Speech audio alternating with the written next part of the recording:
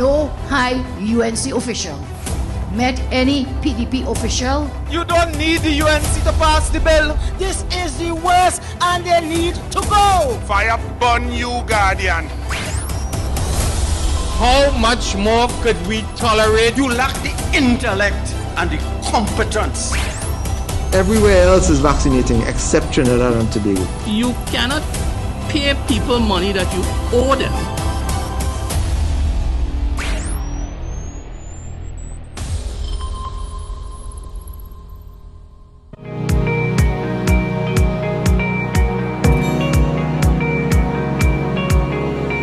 In 2015, the Kamala Prasad-Bissessar-led administration passed a landmark piece of legislation.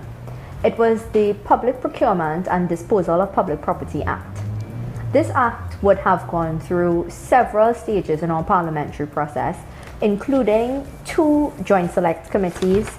The draft legislation would have been debated and passed by the House of Representatives and the Senate before the end of the People's Partnership term in 2015. Upon coming into government, the People's National Movement would only have had to proclaim the legislation.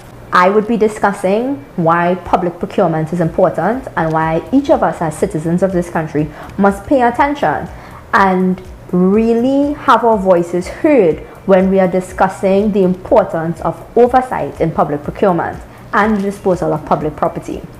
You would hear from national stakeholders, local government representatives, and as well as persons who are just willing to share their voice as we sign a petition to repeal the amendments to the Public Procurement Act.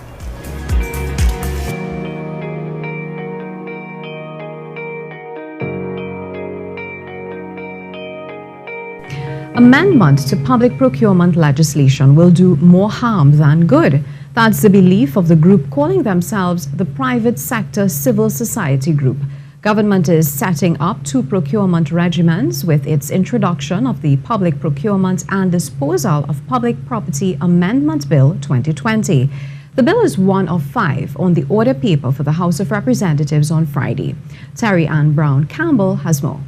Chairman of the Private Sector Civil Society Group, Winston Riley, described the planned procurement amendment bill as a travesty, as he spoke at a media conference at the Trinidad and Tobago Chamber of Industry and Commerce on Thursday. It sets up 2 procurement regimes, one under the procurement regulator, other one under the Minister of Finance.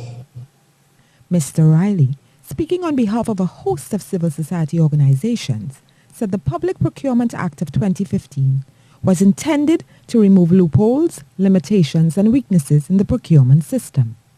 But the new bill will compromise what the Act sought to accomplish. By setting up 2 procurement processes, is that with both processes operating in tandem, one under the Office of the Procurement Regulation and another under the Minister of Finance, removes equality of treatment with respect to transparency, accountability, and value for money. Mr. Riley insisted that passage of the Property Amendment Bill will destroy the efficacy of the Procurement Act. As indicated in the Act, its purpose is to reform the procurement laws in keeping with principles of good governance, such as accountability, integrity, transparency, and value for money. It establishes the Office of Procurement Regulation and the repeal of the Central Tenders Board. The People's Partnership Manifesto promised this procurement legislation. Part of that was to ensure that persons could restore trust in government affairs. It was felt that by the incoming administration in 2010 that persons needed to be able to have faith in how the government spent their money, basically. So there would have been 2 joint select committees. The joint select committees are responsible for going over the legislation. So once a piece of legislation is presented in Parliament, it can be referred to a joint select committee, which allows further scrutiny. You have members from both houses, from all political parties, engaging in a discussion to make the legislation better for the people of Trinidad and Tobago.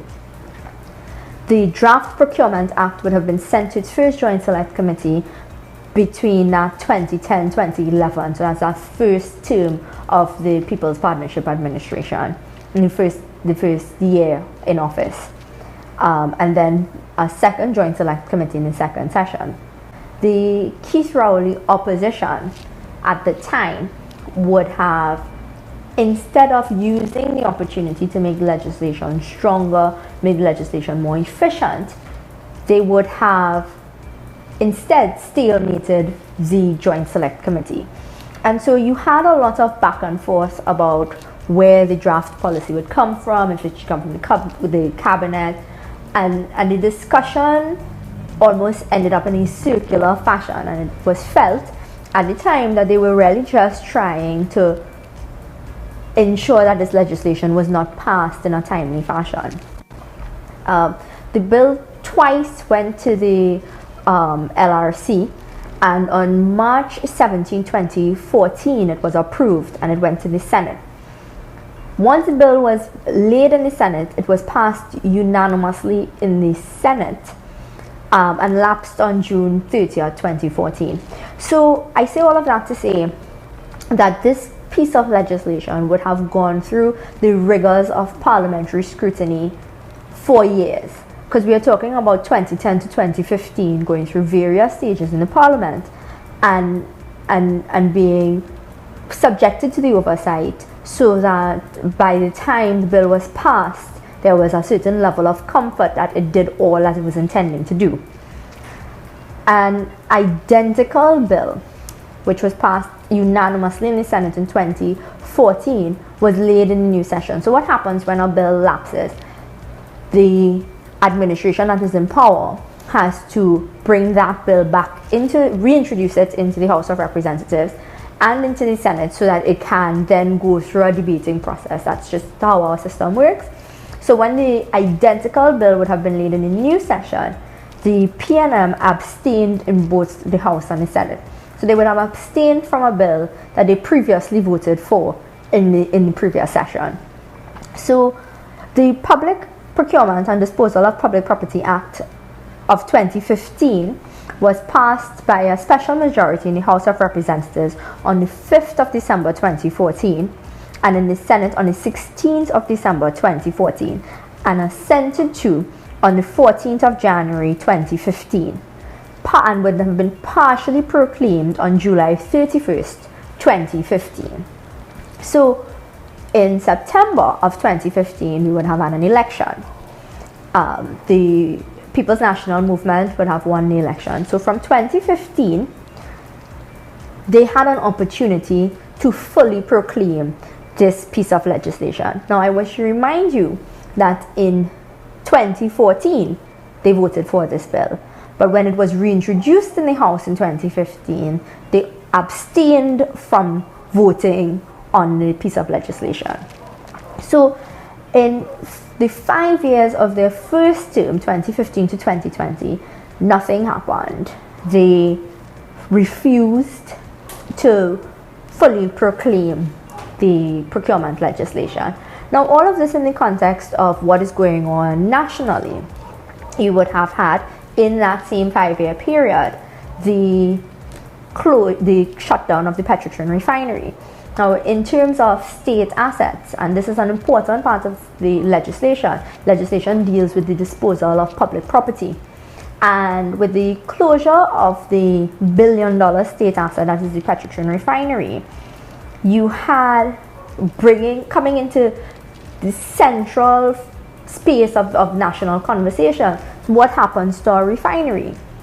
And you're seeing played out before all of us what happens when you don't have careful, independent oversight of our billion-dollar assets. You are seeing firsthand what happens when you allow a political directorate to, by its own whims and fancy, decide what happens to something that all of us invested in. So you had in 2019, on the cusp of a local government election, the Minister of Finance, in his budget presentation, announcing that Patriotic Energies had won the bid for the petition refinery that they had, because they were the preferred bidder. That was the term he used, and that you had him on political platforms promising that the refinery will go to the workers in the form of patriotic energies, and that they made this decision. Now we're in 2021, and our $1 billion asset is still up in the air. We have no idea what is happening with the Petrotrin refinery. But what we do know for sure is that we have no oversight mechanism that will ensure that the people of Trinidad and Tobago get value for money. And so the opposition, Mrs. Kamala Persad-Bissessor, would have led a very important discussion on repealing the amendments that the People's National Movement would have brought in this parliamentary term. So the amendments that they would have brought, as you would hear various stakeholders discuss, really guts the oversight function. It allows for a superficial treatment of public procurement. It allows you to say that you have done something for treating with oversight in how we deal with our national business, and while not delivering any of the actual teeth in the legislation. So we have an administration in power that did all that it could have done in opposition to prevent the legislation from coming to fruition. Now, at the time, the People's Partnership held a special majority in the House of Representatives. So we were able to pass critical pieces of legislation that would treat with the public business how we deliver goods and services to the people of Trinidad and Tobago, and the transparency and accountability that is wrapped up in that. We were able to pass that at that time without the registering the objection of the People's National Movement. And you would see now how that plays out, because the PNM at this time very obsessed with the treatment of special majority legislation. Coincidentally, they bring pieces of legislation that requires a special majority that seeks to remove rights from the people of Trinidad and Tobago. So you see this idea, this constant talking point and conversation of special, they need our support. And we promise to only support legislation that benefits the people of Trinidad and Tobago. That is pieces of legislation that will either actually improve your safety and security, or that would actually assist in delivering more efficient service and service delivery to the people of Trinidad and Tobago. So when you have this idea that legislation can truly impact the lives of the people of Trinidad and Tobago, you can look no further than the public procurement legislation. The chairman of the TABAQUITE Regional Corporation, Henry Awang, will discuss how we utilize public procurement in delivering everyday services. And you will see that their argument that this legislation would make the process cumbersome actually holds no water, because the process as it stands now is very cumbersome. And what we ought to be doing is finding a way to uphold the principles of transparency and accountability while making service delivery a little more efficient. Government will, at the annual budget presentation, will allocate funds for regional corporations. Actually, we're local governments. Based on the allocation of funds for the regional corporations, the council will sit and determine the priority projects under the various heads. Right. After that happens, the CEO, through her technical people, which will include an engineer, company superintendent, and various road officers, they would do the necessary estimates for the projects. Now, the project can be in terms of infrastructure, it can be in terms of procuring vehicles and other things that we see necessary, possible, like under municipal police, they may want to do security systems by placing cameras in certain strategic places and so on. throughout the corporations and different assets of the corporations. So we will determine the projects. Of course, we'll get the input from the relevant officers from the department. But the council will sit and decide on what the projects we are going forward with. The estimates will be done, as I said, from the engineering department through the technical people there. And then it comes back to the corporation or come back to the council for approvals. When that happens, after we get the necessary approval from council, it has to go to the Ministry of Local Government. With most of us in local government in a time-wasting period that we can advance with, when we should be using to advance projects. So it goes there, sometimes it takes money for a project officer from the military. It comes down to the regional corporations. Yes. To determine whether or not we shall go forward with this project. Remember, we have a qualified engineer on board who determines this project at the corporation level. Of course, that is not fair to businessmen within the region and within the country as a whole, or young and upcoming business person like yourself, who want an opportunity to tender for state fund projects. Yeah. And the Ministry of Finance are not approving any of those in 2050. And so we still operate with a list that is pre-2050.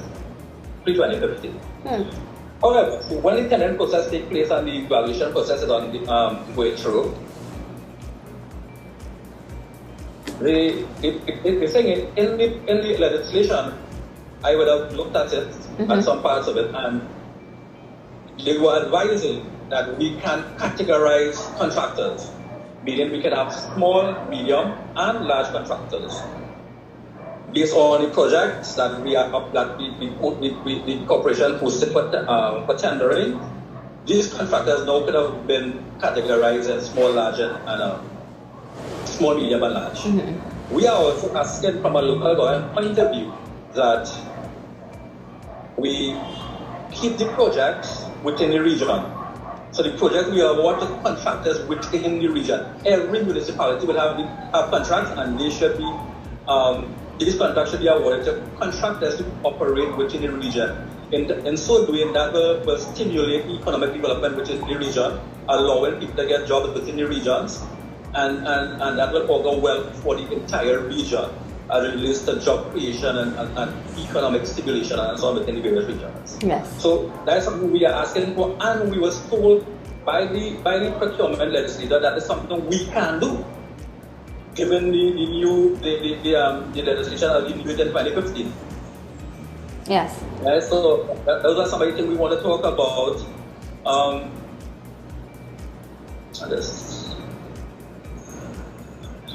Okay, so based on that, I'm saying that the call for the repeal of the legislation is a valid one. It will augur well for local government. We will determine at the local government level, set the policy that it relates to determine who gets the project. Another thing is that councillors, or not even one councillor, sits on the evaluation committees in Giza as it is now. And we don't even have to have voting rights to determine who gets the project. We just want to observe whether or not the evaluation committees are adhering to the policies of the council. Yeah. Which is something, because we set policies, and so we answer to the public, the politicians and the public. Correct. And we are asking that possible, at least the chairman of finance or the chairman of the critical construction committee sits and observe the process. Yes. If we can stop by means of the legislation any pilfering of the state funds, then of course we'll be able to deliver more to people who depend on us to deliver and to make their lives better. So of course it's a very important legislation in that it should not take out the most important part of. Correct. The most important part they remove so that what the dog is really making more sense out.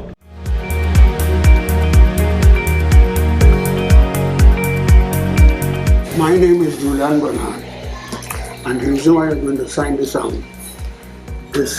petition is because I know it's taxpayers' money involved in this. As long as taxpayers' money involved in this, my money, my children's money, my grandchildren's money involved in it. When the country is given out a contract, they're supposed to give it without any favor, friends, or family. You give a contract to the person that paid the right bid for the contract. Because at the end of the day, we all have to pay for it. But thank you, Mr. Bernard, for signing the petition and for telling us why it's important. And I also want to just add that community activism to ensure that members of the community know that you have a voice outside of an election time. The petition is just to show how many citizens think that we need greater oversight, more accountability.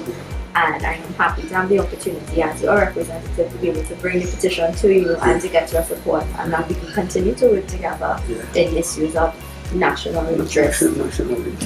And you're absolutely right. The procurement legislation is about our dollars and cents. That's right. And at the end of the day, we all have to pay for it. Yes. We all have to pay for it. Yes. Being a member of a church, I believe in the truth and the truth.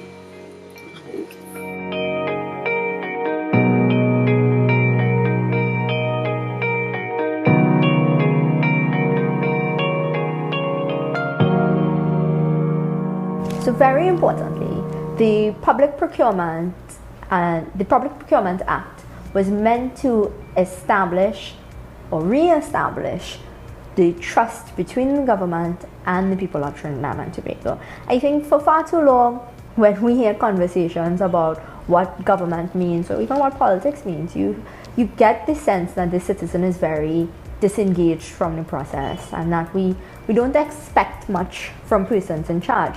So by putting this piece of legislation on paper, having it cemented as on the books, on the law books of Trinidad and Tobago, it was meant to say, listen, we hear you, we understand that the people of this country very jaded with the process and that we have a lot of cynicism. I hear it all the time. My short time in politics thus far, I've heard it day in, day out, that there is a lot of mistrust between the citizen and those of us who are meant to represent the interests of all the citizens of Trinidad and Tobago. So the decision to not only put it as part of the manifesto, but to then walk the talk, which is to move from a promise to a promise delivered, was critical. That public procurement legislation, the Public Procurement Act, was such an important part of what it meant to be a change in the type of governance that Trinidad and Tobago would have received over our years of independence. It said that as we mature as a society, what we think is important for the people of Trinidad and Tobago is increased transparency, increased oversight in how we do our public affairs. And to have an administration and to have persons who are in that administration who would have been part of successive governments in this country. The current Prime Minister would have been in Parliament since 1987. 1987 in the Senate, I believe, and then from 1991 in the House of Representatives. All of that time you would have spent doing things a certain way. You would have been hearing the concerns, the critiques of the people of Trinidad and Tobago. You would have been hearing that we want to have things done differently. We want to know how our money is being spent. We want to know that our money is being spent efficiently and effectively and to the good of the majority of the people of this country. And what did we get? Instead of fully proclaiming the Procurement Act, what we got was a series of amendments. Those amendments did nothing to strengthen the legislation. As a matter of fact, they did the exact opposite. They gutted the legislation. The legislation is weaker because of the amendments. And you had a very interesting thing happen when these amendments were being discussed. You had members of civil society, you had members of the independent bench in the Senate, you had a lot of voices. You had members of the chamber. You had a number of voices in this country coming together to say, listen, we don't think this is what ought to happen. We think things ought to be done differently. And then you had the government completely ignore the amalgamation of these voices. You had the government say, listen, doesn't matter what you want, it doesn't matter what you want to see, doesn't matter what you want done differently, this is what we're going to do. And so, as a responsible opposition, and as a representative for 19 seats in the House of Representatives, we have taken a decision as a political entity to say, listen, the voices have united in support of the legislation as it was passed in 2015. Voices of this country have united to say, listen, as we go forward, we want more accountable governance, more responsible governance. We want things to be more transparent. So rather than just engage in a back and forth in the House or in the Senate, as it were, we have opted, in the face of government refusal, to listen to the voices of the people of Trinidad and Tobago. We have our petition. The petition seeks to get the signatures of you, members of the public, who I am sure remain engaged and very concerned about how the money that you work very hard for, put into the consolidated fund, how it's going to be utilized by this government, and who is going to oversee our best interests, all of ours as people of this country. And we have this petition that is seeking to repeal these amendments. What we're saying is, by repealing these amendments, you will make the legislation stronger. You will make the legislation what it was intended to be, an oversight tool, a critical oversight tool for all of us. And I am encouraging everyone to get access. We have the petition online, and we do have hard copies of the petition, but let us get together and let us say, enough is enough. Trinidad and Tobago is maturing as a society, and as you mature, it is not in anyone's interest to blindly support a political line. It is to think very critically about what you want and what type of nation you want to see. And any organization that can attempt to convince a citizenry that less oversight is better could never be acting in the interest of the people of this country. You must always want more checks and balances, especially if it is not at the cost of efficiency. If you can have increased checks and balances and still efficiently and effectively deliver to the people of this country, then that should be logically the easiest route to take. But if you're not sacrificing efficiency and you want to give up oversight, then that must tell us that something is up. What I would like to know, what my government doing with my taxpayers' money that I'm paying. I pay a lot of tax. And I would like to know where my money going.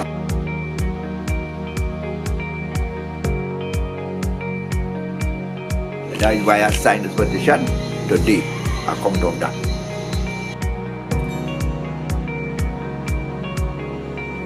All we want to know is what the government doing, what they're doing.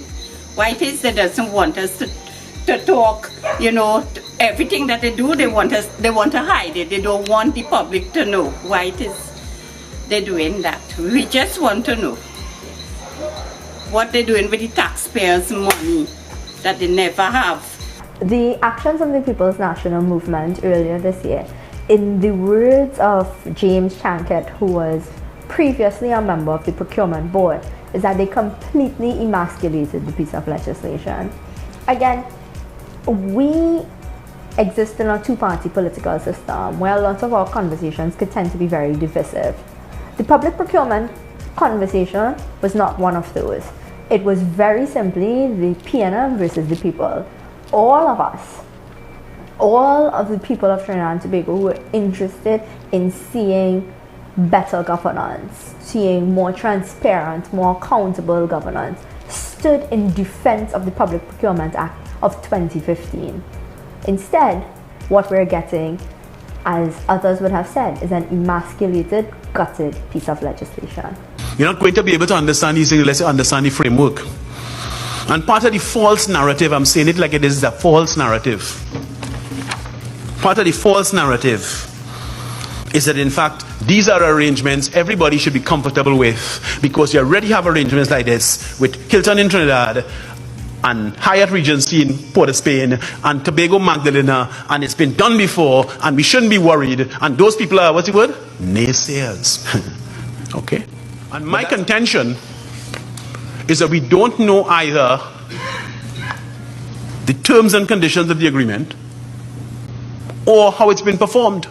Because try as you might, you cannot get anybody to give you any performance figures for Trinidad Hilton.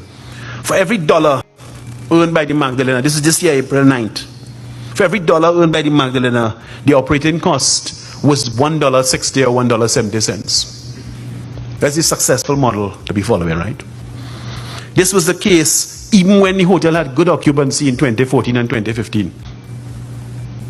That's the tragedy that we're looking at. And I should be confident because that's what we're following. The Minister of Trade and Industry, that was Senator Paula Gopi-Schoon, she spoke with the Senate on the 1st of May this year. And she was telling the Senate about the Hyatt Regency's net profits. And she was listing the net profits for the last 5 years. And it's very interesting. So in 2013, it was 75.7 million. In 2014, it was 76 million. In 2015, it was 66.3. 2016, it was 51. And 2017, it was 60 million. And then, of course, what's interesting in Hansard is that people who were in the Senate tried to question her about it. So you have Senator Hossain, one of the UNC senators, asked her, having regard for the decline in profits between 2013 and 2017, can the minister indicate what is the reason? Because it went from 76 down to 60. Hear the minister. I'm not able at this time to give any concrete reasons as to why. But you should note as well that between 16 and 17 there was an increase of 20%. Senator Obika, another UNC senator, he put a question. Could the Honorable Minister inform the Senate what dividends, you see this is the important thing, the underlying commercial arrangement, what is the dividend? Because we have the profit figure. We understand the government is a shareholder. What is the dividend applied to the government for the respective years? Here's the Minister. No, the President of the Senate. No, I wouldn't allow that question. Next question, please. I want you to understand what's going on in this country. People who talk about the model working. Here the last one now. Senator Mark, that's Senator Wade Mark. Could I ask the Honorable Minister of Trade and Industry whether these net profit figures represent, from your perspective as the Minister, an adequate return on our investment at that particular enterprise? To me, it's a reasonable question. Here's the Minister. That evokes a subjective answer from me, and I'm not prepared to do that. You see? Okay, that's what we're dealing with. So the model is really, really working, except we just can't get any numbers, not yet.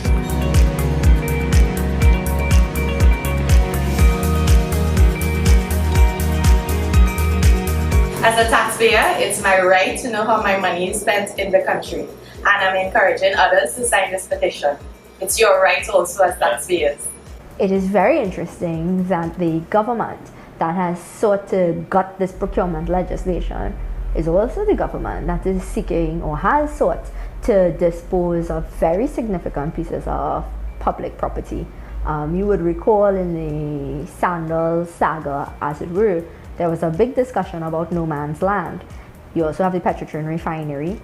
So you've had this administration knowing that they wanted to take from the people of Trinidad and Tobago our state assets, the nation's treasures, and turn it over to private persons without the additional layer of oversight, without the additional layer of a procurement regulator, the procurement board, who would have the only job, their only job is to protect the nation's interests. And you can, we have seen as a nation the benefit of having independent oversight bodies. Checks and balances are critical and important in every area of governance. We do have built into our system checks and balances. You have a parliamentary accountability. Now, what the legislation would be seeking to do is to increase just one layer of oversight when it comes to billion-dollar state assets. I know when we talk about procurement and and the legislation, it seems removed from what it means for all of us in our everyday life. But if you think about it, how a government spends money, the things that they buy, where you invest, how you invest the money, how you spend money, directly impacts all of us, because where you prioritize, all of our resources are finite. So where you put some, it means it goes from somewhere else. And so we should want additional oversight on these matters. So in this discussion here today, we would be speaking with a number of citizens who have had practical experience in the area of public procurement and public policy. You have members who work in local government, and you have persons who, as they do their daily service to the people of Trinidad and Tobago, have said, this is not about political parties, it is not about politics as it is for the electoral reasons. It is about ensuring that our public policy and especially our public policy on procurement, that it is done in the most transparent and accountable manner possible. Thank you so much, Mr. Taklal Singh, for continuing this conversation with us on why the amendments to the Public Procurement and Disposal of Public Property Act would have really gutted what was an essential piece of legislation that would be a key part of financial oversight for any government. So I want to thank you for participating in this conversation and to give us your thoughts on the legal ramifications of the amendments that the People's National Movement would have made recently. Well, I think, Anita, looking at the Procurement Act, the form that it has been passed in, I think it's rather unfortunate for our society. And while we could get into the clause-by-clause analysis, I think what you have to look at is the core principles here. The first core principle which really strikes me is equality of opportunity. Equality of opportunity is a very core principle in a democratic society. We all must have equal access to opportunity. It's not a mystery, it's not a secret that the state in our economy drives the economy. State contracts are very lucrative. They could make or break your society. So therefore, you must have fairness in the marketplace and fair competition.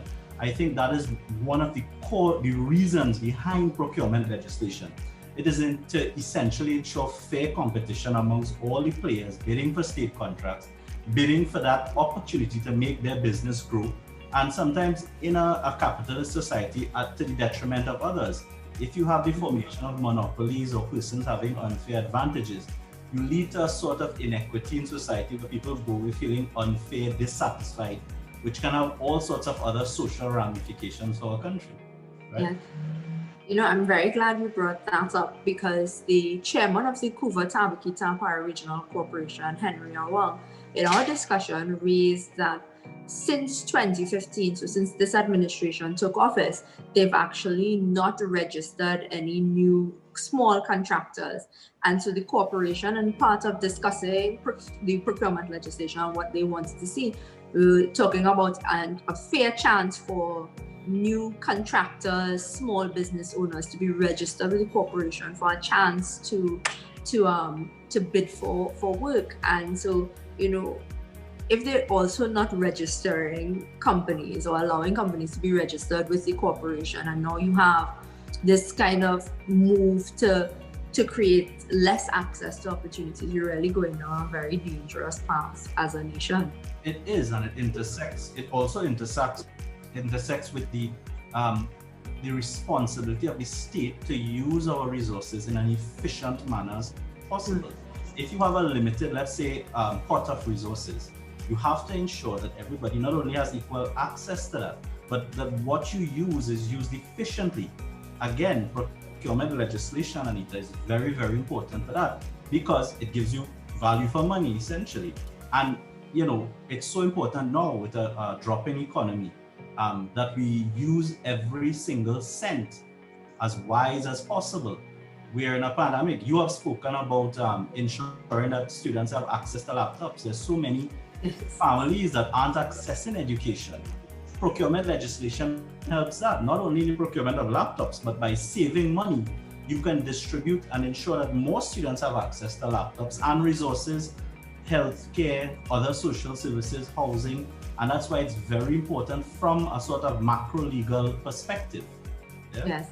You know, and you think about it, you would think logically, no responsible government would say no to increase accountability and transparency. Because if you had nothing to hide, was the, you know, why come with these amendments? And you know what was very interesting to me is the speed with which they got it done, because they sat on the procurement legislation of 2015 for the 5 years that they were in office in the first time. And then rather than proclaim the legislation, they brought these amendments. And it leaves me to wonder, you see, because we have all these discussions about special majority legislation and who supports what. And you have a government using its majority to pass legislation to keep information from people. Yeah. Well, I mean, it's a classic case of tyranny of the majority. The Federalist Papers spoke about that in the movement towards American independence, and they were very careful in that society when drafting the US Constitution to ensure that the majority didn't overstep. Unfortunately, Westminster system, where you have a majority in Parliament, they could essentially get any piece of legislation through. However, in my view, the rule of law requires any government to ensure that whatever it does is done in accordance with what we call the principles of transparency and accountability. People understand generally the concept of transparency and accountability, as you said, but it's actually a very complex legal concept. It means that government must act in a way that is open so that the population understands what it is doing. The population understands how they have to behave in order to access certain goods, certain benefits that the state may bring. Procurement, again, is at the heart of that type of thinking. The law recognizes to some extent, as we were talking about majorities, special majorities, and that is simply a fancy way of saying getting the opposition support to pass legislation which may or may not infringe constitutional rights. The law recognizes something called the protection of law. It's a constitutional right. The law has held that protection of the law means legitimate expectation.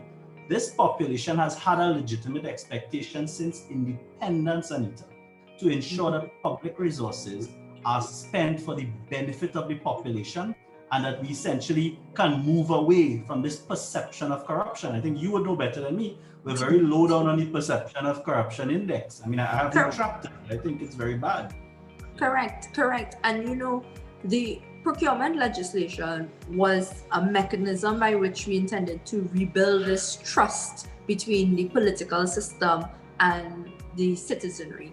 I mean, as a younger politician myself coming into a system, I understand the cynicism that we are met with when you go on walkabout and you're around people don't generally believe that things will change or anything will make a difference or have some positive impact on their lives.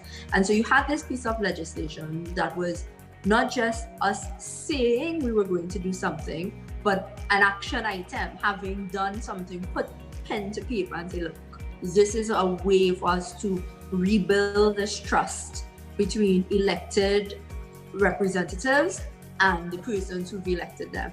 And then you have a government coming in now and saying, look, forget about that. We're going to keep it more or less the old way.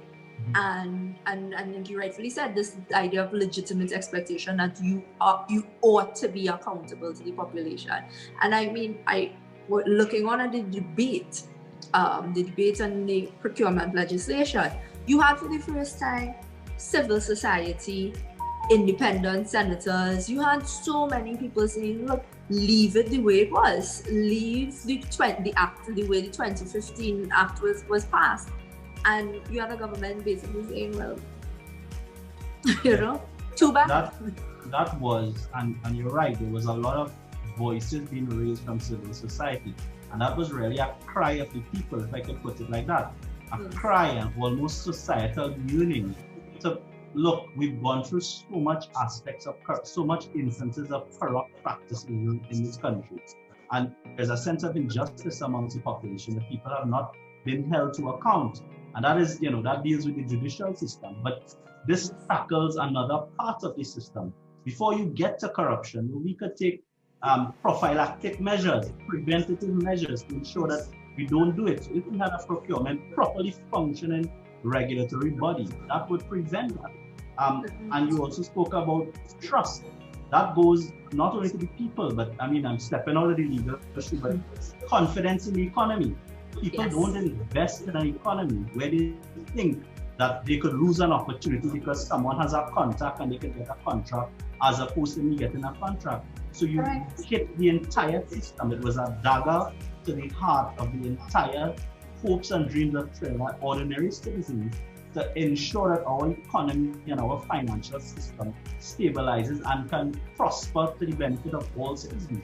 That's really what is the problem with this move that the government has made by, and the opposition has put it well, gutting the legislation. They've gutted it, they've totally destroyed what could have been, unfortunately. As you said that, sir, we've always operated as if in Trinidad, we've accepted that is a kind of who you know mentality, right? If you know somebody, you'll get through with something. And if you rightfully said, this was meant to protect against that. And I had the cause to raise that with this most recent move with the bursaries, the national bursaries, which is that you're moving away from a scholarship situation where you are sure if I do this and I accomplish this, I can access this, to now maybe if I know somebody, I might get through. And I think, if we are to mature as a country, and the way we govern ourselves, we really need to move away from that, not just culturally, but with the legislation as well. But we have to decide, both as a society and as a government, whether, and I heard it put best sometime, we have to decide whether we want a contactocracy, meaning you have contact and you get through, or a meritocracy, whereby you judge the merits of your abilities and the merits of your bid in the cases of in the case of procurement, right? And that's it. And that really goes back to one of the first things you learn in philosophy and law school, the social contract between the people and the government. You are given the power to pass legislation to dispense our resources. We the people only ask that you do so fairly and equitably. And that is what is at the root here. Absolutely. And I think, there's been this kind of constant narrative that we have less resources, and we admit that we faced some governance in our economic circles that's questionable, and we've also faced a global pandemic. So always all resources are finite. You don't have an unlimited amount of resources. How you prioritize and how you use resources efficiently and effectively is very important. But in the context of diminishing resources, things are going, they haven't had much bid rounds. Our oil and gas sector is in shambles. Point resources turning into a rust belt instead of an industrial belt. And so you have all of these things happening. And in the midst of that, instead of taking corrective action or proactive actions to help the majority of people, you have a government saying, let us use our parliamentary majority, let us use our executive power to whittle down this legislation. And for me, as a politician, I saw it as a safeguard because, again, we are faced with all sorts of allegations that you have, and if you have this procurement board and the procurement regulator properly instituted, there is a layer of protection for you, the politician, as well. So why, in your opinion, would you think they would not want that protection? But you use a much nicer term than me. You use safeguard. I would say that what they're trying to do is consolidate their position in society. Those who have want to continue having, and they want to continue having at the detriment of those who wish to have, to put it very simply. They are consolidating power. This procurement legislation, or strong procurement legislation, would ensure that even in a time where resources are diminishing, persons on the lower end of the social ladder have just the same opportunity, the same type of opportunity as those who have. And really, that's the type of society you want to get to. It's not necessarily about equitable distribution, but it's about equitable opportunity. We must all have that opportunity. If we are good, then we should be rewarded. If we are not good, then we should not be rewarded. But it's simple, and that is all that proper procurement legislation was designed to have, to foster. Absolutely. Yeah. I mean, I guess what we're seeing here is the Prime Minister enacting what his personal philosophy is, which is that when the rich get richer, they'll eventually help the poor. Yeah. You know, so I mean, on one end, we can, and you rightfully said, we are discussing equitable access to opportunity, and we have a political directorate that believes that the people who have will one day share the wealth. I mean, you know, I don't want to give him the benefit of the doubt. He say that he feels that if industries expand and invest, the whole capitalist thinking, then it's going to trickle down. But really, we're not interested so much in trickle down. In the context of a procurement legislation, what we're interested in is having equal access to opportunity and equal, slice and pie, as some politicians say.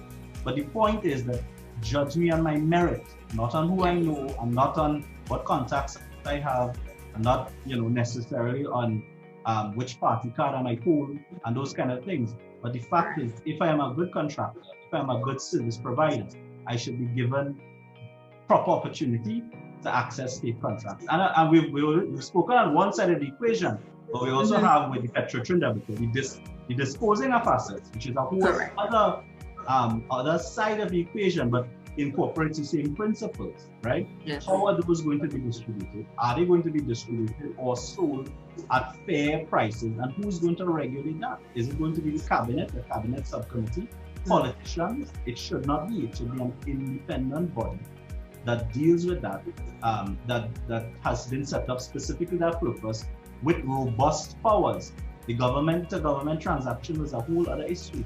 We know that is the easiest way for people to get around procurement. Governments come here, but they use local resources, local contractors. Yes. A golden handshake could easily be given to one of these foreign countries to simply say, we'll use contractor X, Y, and Z. And then you totally undermine the entire culture of accountability that you're trying to achieve with procurement legislation. And that's why the taking out of that specific part of the Procurement Act was so detrimental to this entire piece of legislation. Yes, and I mean, again, look how quickly they came with their amendments, and all the while we have been discussing what will happen with this petrotrin refinery since 2018. We can't have an answer on that, but they managed to draft the amendments, bring it to Parliament, debate it, get it passed. I mean, so it shows you it's an issue of political will, right? When they want something done, done quickly. Yes, exactly. I agree. That type of speed could only lend to the inference that they did not have the interest of the country, they did not have the interest of the future generations really at heart when they were taking these decisions and using the bureaucracy of the state got the procurement legislation. Absolutely. So are there any further remarks you have on this procurement legislation? I want to thank you again for lending your expertise and really shining a light on what these amendments mean for the people of Trinidad and Tobago. So if there's anything else you'd like to add? The only thing I could add is to encourage civil society, encourage United National Congress, encourage MPs like yourself to keep the issue at the front burner. I think ultimately power resides within the people. That's why we are a sovereign state. Power resides in us, and one day I think if we keep this, we keep at it, we will get the changes that we want. Where there is political will, this government has shown that they can move legislation through the parliamentary process very quickly. In this instance, the amendment to the Public Procurement Act, the amendments which sought to gut the legislation were introduced to the House, passed and proclaimed very quickly. And so it just goes to show, if there was a desire to move legislation that benefited the people of Trinidad and Tobago, that sought all of our interests, they could have gotten it through the Parliament very, very quickly.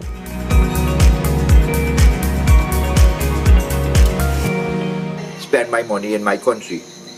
Don't steal it. Repeal the amendment. The PNM has gutted the procurement bill. They are now free to conceal and free to steal, but we can still stop them. Stand up for decency.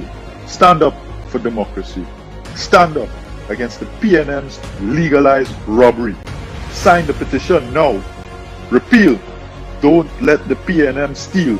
Call on Government of Trinidad and Tobago to repeal the Procurement Amendment Act of 2020, and I would include here 16, 17 and 2020.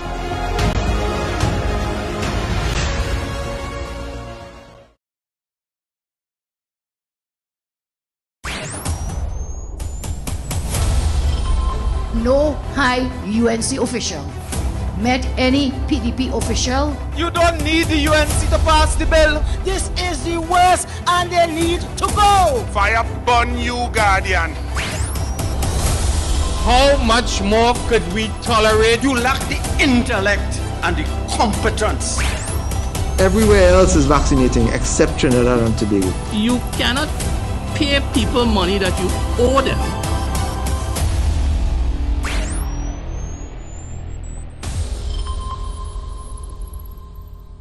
Douglas Politics, Tuesday night, 7:30. No Senate, we on break. All right. I am asking, what would the UNC have done differently?